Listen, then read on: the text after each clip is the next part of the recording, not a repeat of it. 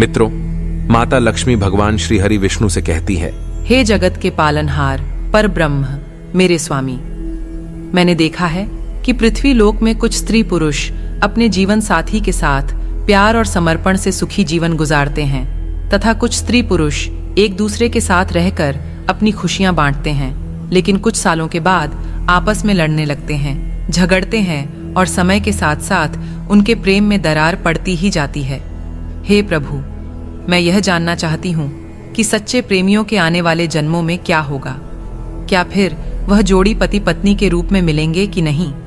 साथ ही मैं मनुष्यों के भाग्य के बारे में भी जानना चाहती हूँ। क्या जो कुछ भाग्य में नहीं होता, क्या वह किसी इंसान को मिल सकता है? मित्रों, तब मुस्कुराते हुए भगवान श्री हरि कहते हैं, हे देवी लक्ष्मी, मैं तुम्हारे मन की बातों को समझ गया हूं। आज मैं आपको इसी विषय में एक प्राचीन प्रेम कथा सुनाता हूं। आप इसे ध्यान से सुने। मनुष्य का भाग्य कभी कभी धोखा दे सकता है, किंतु नियति हमेशा कर्मों के आधार पर अपना फैसला सुनाती है। क्योंकि इस कथा को सुनने से तुम्हें दो ज्ञान की बातें प्राप्त होंगी। पहला, पति और पत्नी का संबंध कितने जन्मों तक रहता है, और दूसरा, भाग्य में जो नहीं होता वह कभी नहीं मिलता। हे लक्ष्मी, आप इस कथा को ध्यान से पूरा सुने। तब माता लक्ष्मी कहती हैं, हे प्रभु, मैं इस कथा को ध्यान से पूरा सुनूंगी और समस्त मानव जाति के कल्याण हेतु इसका प्रसार करूंगी। मित्रों, अगर आप ये कथा सुन रहे हैं तो कृपया पूरा सुने। प्रिय श्रोताओं, ये कथा बहुत ही शिक्षाप्रद है, इसलिए कृपया ध्यान दें। साथ ही हमारे साथ अंत तक जुड़े रहें, क्योंकि आधा सुना हुआ कहानी से सिर्फ आधा ज्ञान मिलता है, जो हमारे जीवन में कभी भी उपयोगी नहीं होता। तो चलिए आज की कथा को आरंभ करते हैं। मित्रों, भगवान श्री हरि ने कहा, हे देवी लक्ष्मी, एक समय की बात है। किसी नगर में एक राजकुमारी थी जिसका नाम रूपाली था, जो कि रूपवान, गुणवान और चरित्रवान थी, जिसका विवाह पड़ोसी नगर के राजकुमार सुनील से हुआ था। वे दोनों ही जीवन का आनंद सुख वैभव के साथ ले रहे थे। उनके पास धन की कोई कमी नहीं थी, केवल एक ही कमी थी तो संतान की, जिसको लेकर के रूपाली बहुत चिंताग्रस्त रहती थी। समय धीरे धीरे गुजरता गया।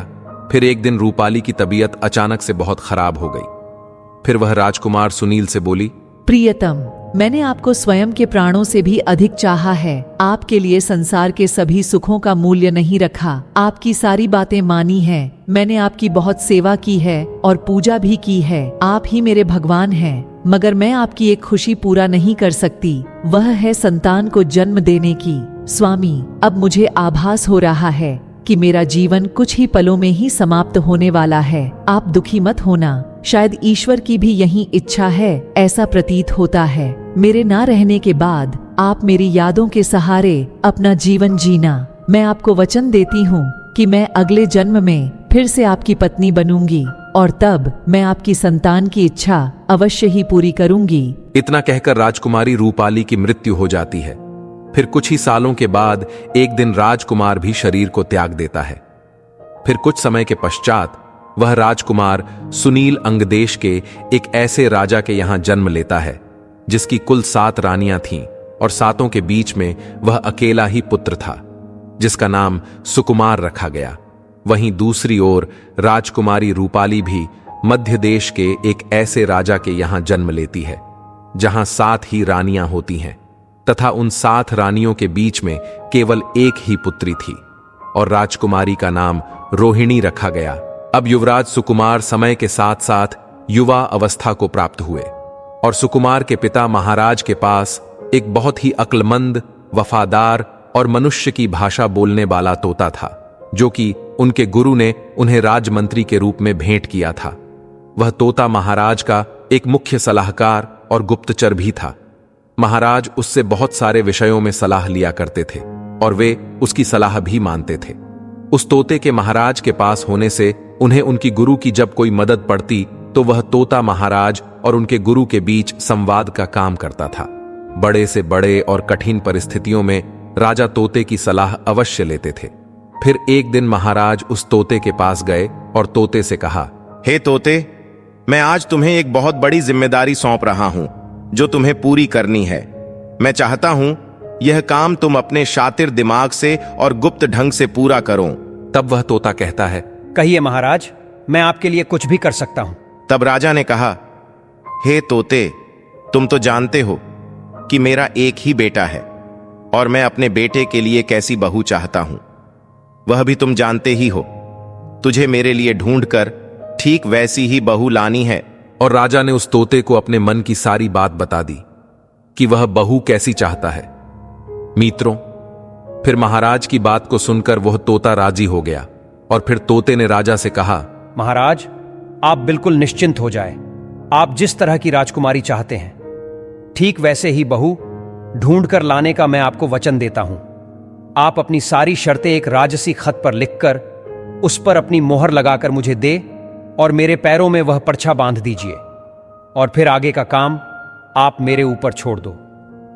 मैं वैसी ही राजकुमारी चारों ओर के राज्यों को तलाश कर ढूंढ लाऊंगा, जैसी राजकुमारी आप चाहते हैं। मित्रों, भगवान श्री हरि कहते हैं, हे लक्ष्मी। फिर तोते की बात सुनकर राजा ने एक पर्चा तोते के पैरों में बांध दिया, जिसमें अपनी पसंद की राजकुमारी की सारी खूबियां लिखी थीं। फिर अगले दिन वह तोता अपने महाराज और गुरु की आज्ञा लेकर राजकुमारी की तलाश में उड़ चला। कई दिनों का सफर करते हुए कई राज्यों को तथा नगरों को उसने देखा, किंतु उसे अपने महाराज ने बताई हुई राजकुमारी नहीं मिली। फिर उड़ते उड़ते वह एक दिन संध्या समय मध्य देश की सीमा में जा पहुंचा, जहां बहुत तेज बरसात हो रही थी। इसलिए उसने एक जंगल में आश्रय लिया। वहां उसको एक बहुत पुराना खोखला पेड़ मिला, जिसमें कोई नहीं रहता था। अब उसने सोचा कि यह स्थान उसके आराम के लिए बहुत उपयुक्त होगा। जैसे ही तोते ने उस खोखले पेड़ में जाने के बारे में विचार किया, तभी वहां से एक आवाज आई और उसने कहा, रुक जाओ, तुम अंदर नहीं जा सकते। अगर तुम अंदर गए तो तुम अंधे हो जाओगे या फिर मृत्यु को भी प्राप्त हो सकते हो। तब तोता इस डरावनी बात को सुनकर खोखले पेड़ में नहीं गया और वहीं दूसरी जगह पर एक टूटे हुए रथ के नीचे बारिश से बचने के लिए जा बैठा और वर्षा थमने का इंतजार करने लगा। बारिश बंद होने के बाद में उसी जगह से एक मैना निकली और आकर तोते के पास बैठ गई। फिर दोनों बहुत देर तक बातें करते रहे। इस बीच तोते ने मैना को सारी बात बताई कि वह कहां जा रहा है। तब तोते की बात सुनकर वह मैना कहने लगी, आज की हमारी मुलाकात बहुत ही अच्छी रही। और फिर वो तोते से आगे कहती है कि आप अपने मालिक महाराज के प्रति जितने वफादार हैं, वैसे ही मैं भी अपने मालिक के प्रति उतनी ही वफादार हूँ। यह कितने संजोग की बात है कि आप अपने राजकुमार के लिए एक ऐसी राजकुमारी की तलाश कर रहे हैं जो उसके अंदर सभी गुण हो, तथा मैं भी अपने राजकुमारी के लिए ऐसे राजकुमार की तलाश में निकली हूँ जो सर्वगुणों से संपन्न और वीर योद्धा हो। अब आगे तोता कहने लगा कि हमारे राजा का कहना है कि हम ऐसे घर की राजकुमारी लाएंगे जिस राजा की कुल 7 ही रानियां होनी चाहिए, क्योंकि हमारे राजा को भी 7 रानियां हैं। जब तोते ने मैना से यह कह दिया, तभी मैना कहती है, तोता जी, अब हम आपकी बात समझ गए हैं, क्योंकि आपके राजा के पास भी 7 रानियां हैं और हमारे राजा के पास भी 7 रानियां हैं, और आपके राजा के पास केवल एक राजकुमार है और हमारे राजा के पास भी केवल एक राजकुमारी ही है। आपके राजकुमार सर्वगुण संपन्न है तो हमारी राजकुमारी भी सर्वगुण संपन्न है। मित्रों, मैना ने तोते को अपने मन की सारी बातें बताईं और तोता ने मैना को राजकुमार की पसंद की बातें सुनाईं। फिर वह दोनों, तोता और मैना, राजकुमारी के नगर में आ गए, क्योंकि तोता अब मन में यह सोच रहा था कि मेरे महाराज के सपने के साथ साथ मेरा वचन भी पूरा हो जाएगा। वे जैसी राजकुमारी चाहते हैं, ठीक वैसी ही राजकुमारी आज मुझे मिल गई है। अब उस तोते और मैना को अपनी खुशी का कोई ठिकाना ना रहा। खुशी के साथ वे दोनों, तोता और मैना, उड़ते हुए राजकुमारी के महल में जा पहुंचे। तभी महल के कोतवाल ने उनको देख लिया, जो मैना से ईर्ष्या भाव रखता था। इस मौके का फायदा उठाते हुए उसने राजा से जाकर बताया कि महाराज, आपने मैना को जिस कार्य के लिए भेजा है, उसने आपके साथ में बहुत बड़ा विश्वासघात किया है। वह राजकुमार की तलाश में कहीं पर नहीं गई, वो तो एक तोते के साथ घूम रही है। मैंने तोते के साथ घूमते हुए अपनी आंखों से देखा है, और आपकी बात तो वह पूरी तरह से भूल गई है। आपकी आज्ञा का उसने उल्लंघन किया है। अपने ही कोतवाल के मुख से इस बात को सुनकर राजा को क्रोध आ जाता है और वे तोता और मैना दोनों को मारने का आदेश देते हैं। जब यह बात तोता और मैना को पता चली कि राजा उन्हें मरवाना चाहते हैं, तब मैना ने तोता से कहा, अब हमारी जान इस जगह पर खतरे में है, हमें शीघ्र ही इस स्थान से दूर भाग जाना चाहिए, इससे पहले कि राजा हमें मार दे, जैसे कि राजा ने तय किया है। तब वे दोनों तोता और मैना सोच विचार कर वहां से वे उड़ चले। राजा के सिपाही उन्हें बहुत देर तक खोजते रहे, पर वे नहीं मिले। फिर थक हार के वे सभी सैनिक वापस आ गए, क्योंकि उन्हें लगा कि तोता और मैना दूर भाग गए होंगे। अब इधर जंगल में तोता और मैना ने कुछ दिनों तक इंतजार किया, ताकि लोग उनकी बातों को भूल जाएं, और फिर कुछ दिनों बाद अचानक तोता और मैना वापस महल आए, और तोते ने राजा के दाएं घुटने पर और मैना ने राजा के बाएं घुटने पर आकर के बैठ गए। फिर तोता मैना ने राजा से पूछा, आप हमको क्यों मारना चाह रहे थे? हम तो आपके वफादार हैं, आपके महल का कोतवाल हमसे जलते हैं, इसीलिए उन्होंने आपसे हमारी बुराई की है। हम दोनों तोता और मैना बड़ी शान वाले, हम अपने अपने राजाओं के सेवक हैं जो अक्लमंद है। हमने आपके साथ में हमेशा वफादारी ही की है। तोता और मैना अपने मन की बात बताते और कहते हैं, दोनों राजाओं के यहां पर 7-7 रानियां हैं, तथा उनमें से एक के पास केवल एक ही बेटा है और दूसरे राजा के पास केवल एक बेटी है, जबकि वे राजा कभी भी एक दूसरे को नहीं मिले थे। एक राजा को एक ऐसी बहू चाहिए थी जो दूसरे राजा की बेटी जैसी हो, और दूसरे राजा को एक वैसा ही दामाद चाहिए था जैसा कि पहले राजा का बेटा हो। हम महाराज आपके दोनों दरबारों के नौकर हैं। हम भगवान की कृपा से आपके राज्य के बाहर एक जंगल में मिले थे, और अब हम आपके पास इस अच्छी खबर के साथ आए हैं। मित्रों, भगवान श्री हरि कहते हैं, हे लक्ष्मी। तोता और मैना ने राजा को समझाया और उन्होंने अपने मनोबल से राजा को खुश किया। तभी तोते ने राजा की ओर अपना पैर बढ़ाया, जिस पर एक परछा था, जिसमें राजकुमार की पसंद लिखी थी।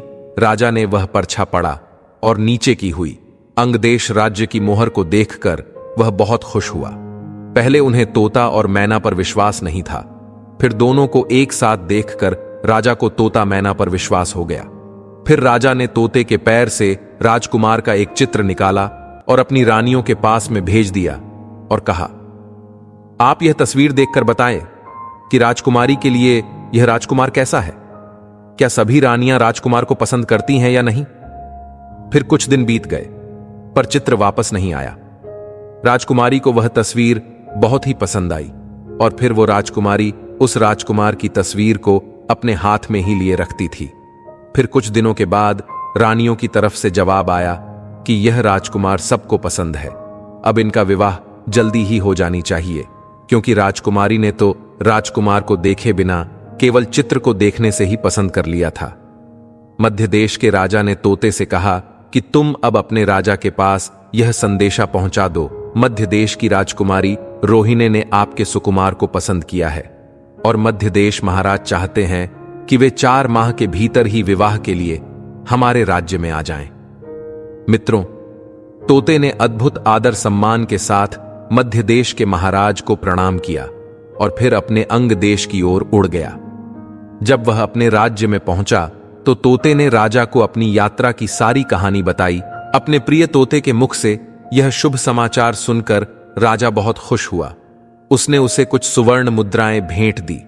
अब राजन मन ही मन सोचने लगे कि अब उनका सपना पूरा होने जा रहा है, उन्हें मनचाही बहू मिलने वाली थी। इसके बाद राजा ने तुरंत इस शानदार मौके को शानदार तरीके से मनाने के लिए आदेश दिया, और राजकुमार के लिए राजा ने सबसे उत्कृष्ट और विशेष कपड़े बनवाए, घोड़ों के लिए शानदार आसन बनवाए गए और सिपाहियों के लिए नई और विशेष वेशभूषा बनवाई गई। बहुत तरह की भेंट वस्तुएं जैसे अनमोल हीरे जवाहरात, विशेष कपड़े, मुश्किल से मिलने वाले फल, कीमती मसाले और बढ़िया किस्म के इत्र आदि इकट्ठा किए गए। हर चीज को याद करके राजा ने सभी चीजों को इकट्ठा किया।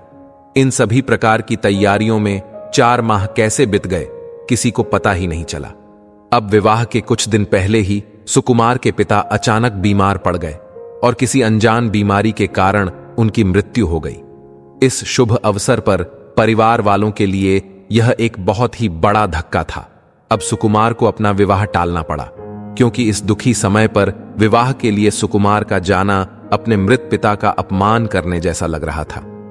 फिर जैसे ही सुकुमार के पिता के मातम का समय बीत गया, तब राजकुमार अपने तोते के साथ राजकुमारी रोहिणी के साथ में विवाह करने के लिए निकल पड़ा।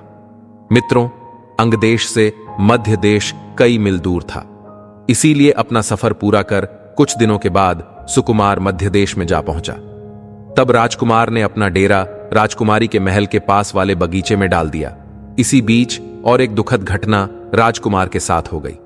राजकुमार उस बगीचे में ना गया होता तो अच्छा होता, क्योंकि वह तोता एक खजूर के पेड़ पर बैठकर खजूर को तोड़ रहा था और झुटा करके अपने राजकुमार की तरफ उसे फेंक रहा था। वह केवल मीठे स्वादिष्ट खजूर ही अपने युवराज की ओर फेंक रहा था। यह बात वहां के माली को रास नहीं आई। उसे लगा कि यह कैसा तोता है जो एक राजकुमार का अपमान कर रहा है।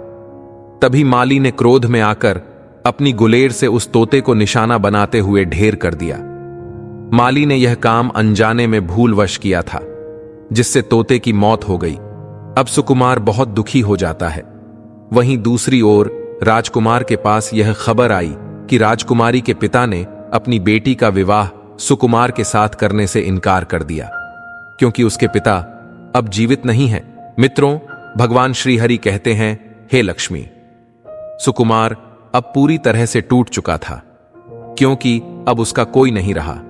पिता के तोते ने भी उसका साथ छोड़ दिया था, और जिस राजकुमारी के लिए वह मध्य देश में आया था, उसने भी विवाह के लिए ना कह दिया। अब वह जाए तो कहां जाए, इसीलिए उसने उसी बगीचे में रहने का निश्चय किया। इसी तरह से कुछ दिन बीत गए। फिर एक दिन राजकुमारी रोहिणी अपनी पालकी में बाहर जा रही थी, तो संजोग से वही रास्ता उसके सामने आया जिस रास्ते पर वह बगीचा था। उसने बगीचे पर नजर डाली तो वहां उस राजकुमार को देखा। तभी रोहिणी सुकुमार को पहचान गई, क्योंकि उसका चित्र अभी भी उसके पास में था। उसने उस समय तो कुछ नहीं कहा और अपनी पालकी ढोने वाले सेवकों को वापस चलने के लिए कहा। अब रोहिणी को अपना प्रेमी मिल गया था। इस बात से रोहिणी की सहेलियां भी खुश थीं, क्योंकि वह राजकुमार अपने दम पर इस राज्य में अकेला रुका है। फिर शाम को खाने के समय रोहिणी ने अपने खाने में से आधा खाना खाया और बचा हुआ आधा खाना राजकुमार की तस्वीर के साथ में सुकुमार को भेज दिया। उसने अपनी नौकरानी से कहा कि वह राजकुमार से कहे कि वह इस खाने को खा ले, और अगर वह ना खाए तो उसमें अपनी उंगली घुसा दे और वापस मेरे पास ले आना। नौकरानी ने वैसा ही किया। सुकुमार ने वह खाना नहीं खाया तो नौकरानी ने उनको खाने की थाली में उंगली घुसाने के लिए कहा। तब सुकुमार ने थाली में रखे चावल में अपनी उंगली घुसाई। उसने सोचा कि राजकुमारी मुझसे प्यार करती है। ऐसा सोचकर उसने अपने हाथ चावल में मिलाए और एक पत्र राजकुमारी के लिए लिखकर नौकरानी के द्वारा भेज दिया। फिर जब रोहिणी ने वह पत्र पढ़ा तो उसके मन में राजकुमार से मिलने की इच्छा उत्पन्न हुई। उसने रात को अपना घोड़ा तैयार करवाया और उस बगीचे की ओर चल पड़ी जहां पर राजकुमार ठहरा हुआ था। सुकुमार के पास जाकर रोहिणी ने कहा, हे युवराज, मैं आपसे बहुत प्रेम करती हूं, इसीलिए मैं छिपकर आपके पास आई हूं। मेरे पिता मुझे आपके साथ विवाह करने की अनुमति नहीं देंगे। चलो, आप अपना घोड़ा तैयार करो और मुझे अपने साथ अपने राज्य ले चलो, जहां हमारा कोई कुछ नहीं बिगाड़ सकता है। अब सुकुमार को रोहिणी को देखते ही प्रेम हो गया था। वह बस उसकी हां में हामी भर रहा था। तब उसी समय सुकुमार और रोहिणी दोनों ही अपने अपने विशेष घोड़ों पर सवार होकर के उस राज्य से बाहर की तरफ चल दिए। रात भर चलने के बाद सुबह वे एक अनजान नगर में जा पहुंचे जिसका नाम जत्तूतरा था, और फिर वहां एक बूढ़ी औरत से थोड़ी देर के लिए विश्राम करने के लिए कहने लगे। वे दोनों रात के अंधेरे में जीस नगर में जा पहुंचे। उस जगह पर एक जादूगरनी रहती थी। उसकी भी एक बेटी थी जिसका नाम कायरा था, और वह एक ऐसे अनजान स्थान पर जा पहुंच गए जहां पर उनकी जान बहुत बड़े खतरे में पड़ गई। जैसे ही कायरा ने सुकुमार को देखा तो जादूगरनी की बेटी कायरा उस राजकुमार से प्रेम कर बैठी और उसने सुकुमार के साथ विवाह करने की मन ही मन ठान ली। अब कायरा मन में सोचने लगी कि मेरा विवाह राजकुमार के साथ कैसे होगा। तब उसकी कुटिल मंशा ने अपने दिमाग में मायावी खेल रच दिया, और फिर कायरा ने अपनी मां जादूगरनी से राजकुमार और राजकुमारी को अपने घर भोजन हेतु बुलाने के लिए कहा। तब अपनी बेटी की बात को मानकर उस जादूगरनी ने राजकुमार और राजकुमारी को अपने घर खाने के लिए बुलाया। जब राजकुमार और राजकुमारी उस जादूगरनी के घर जाकर खाना खाने गए तो जादूगरनी ने राजकुमार को एक कमरे में बुलाया और उसके गले में एक लठ का फंदा डाल दिया। जब फंदा डाला गया तो वह राजकुमार, जो पहले एक इंसान था, वह एक भैंसे के रूप में बदल गया और फिर दूसरे दरवाजे से जादूगरनी ने उस भैंसे को घर से बाहर ले जाकर एक सुरक्षित स्थान पर बांध दिया। वहीं दूसरी ओर जब राजकुमारी के साथ कायरा भोजन कर रही थी, राजकुमारी खाने के बाद अपने राजकुमार को इधर उधर खोजने लगी, लेकिन वह भैंसा बन चुका था। वह बेचारी उसे कैसे ढूंढ सकती थी। इसी तरह से रोहिणी का पूरा दिन सुकुमार को ढूंढते हुए चला गया। अब भैंसा बना सुकुमार जादूगरनी की बेटी कायरा के पीछे घूमता रहता था। कायरा जहां भी जाती वह भैंसा उसके पीछे जाता। जादूगरनी की बेटी रात को भैंसे के गले से वह रस्सी का फंदा निकाल देती थी, जिससे वह वापस राजकुमार बन जाता था और भैंसे का रूप खत्म हो जाता था। उसे पूरी तरह से कायरा ने वश में कर रखा था और जैसे ही सुबह होती वैसे ही वह रस्सी का फंदा फिर से राजकुमार के गले में डालकर उसे भैंसा बना देती थी और दिन भर उसे बाहर घुमाती थी।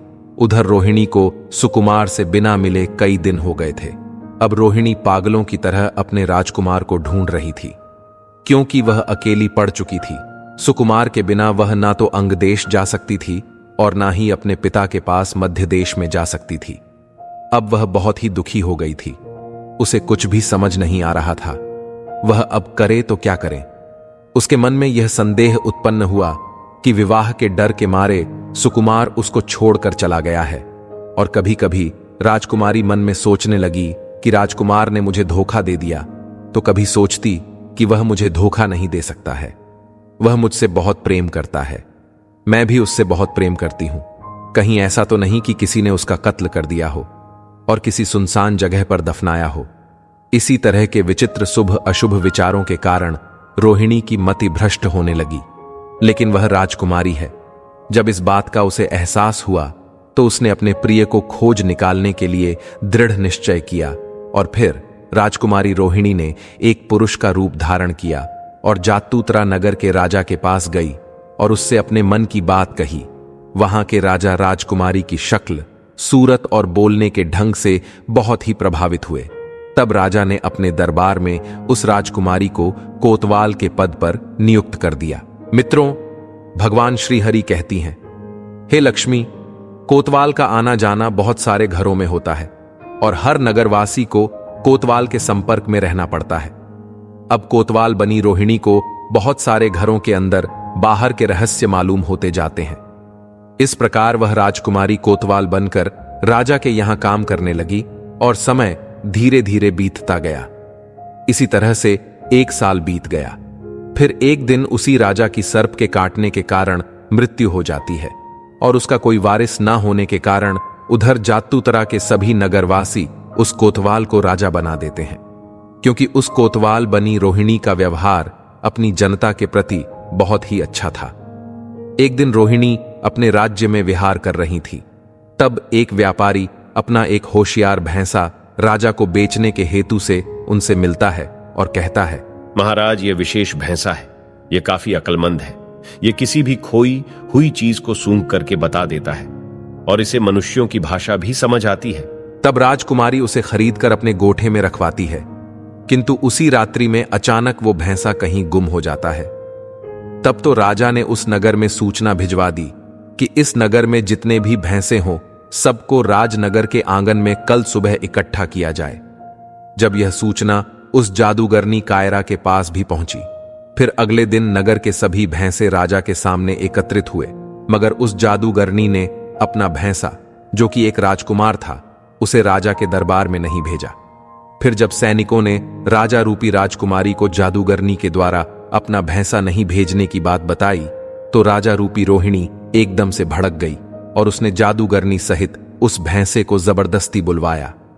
उधर जैसे ही सैनिकों ने उस भैंसे के गले में लिपटी हुई अनोखी रस्सी को जोर से खींचा, वैसे ही वह रस्सी उस भैंसे की गर्दन से निकल गई और रस्सी गर्दन से निकलते ही वो भैंसा था वह सुकुमार के रूप में परिवर्तित हो गया। इस आश्चर्यचकित बात को देखकर वहां उपस्थित सभी राज्य के लोग अचंभित हो जाते हैं। तभी राजा बने रोहिणी के आदेश पर उन्हें तुरंत बंदी बना दिया जाता है। अपने प्रिय राजकुमार को अपने सामने देखते हुए राजकुमारी ने सभी नगरवासियों से कहा, नगरवासियों, मैं यहाँ अपने प्रिय राजकुमार की खोज में रुकी हुई थी। आप लोग मुख्य क्षमा करो। मैं मध्य देश की राजकुमारी और यह युवक अंग देश के राजा हैं। अब अपने राज्य अधिकार के रूप में सुकुमार आपका राजा और स्वयं को महारानी घोषित करती हूँ। उनकी सत्यता और अनोखी प्रेम कथा को जानकर सभी नगरवासी खुश होकर उस राजकुमारी को रानी और उस राजकुमार को अपना राजा बनाने में सहमत हुए। मित्रों, सुकुमार राजा और रोहिणी महारानी बन जाते हैं और उनका विवाह सभी नगरवासियों के समक्ष हो जाता है। वहीं उस जादूगरनी बुढ़िया को सूली पर चढ़ा दिया गया और उसकी बेटी कायरा को हमेशा के लिए कैद में डाल दिया, क्योंकि जो जादूगरनी की बेटी थी उसने पूर्व जन्म में अपने पति को झूठा दोष लगाकर एक राजा की कैद में डलवा दिया था। इसीलिए कायरा को भी राजा के दंड का सामना करना पड़ा।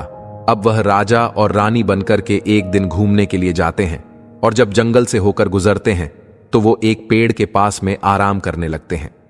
वो पेड़ बरसों पुराना था। उस पर राजकुमार और राजकुमारी ने अपने पूर्व जन्म में एक प्रेम चिन्ह बनाया था, जो कि पूरी तरह से सुरक्षित था।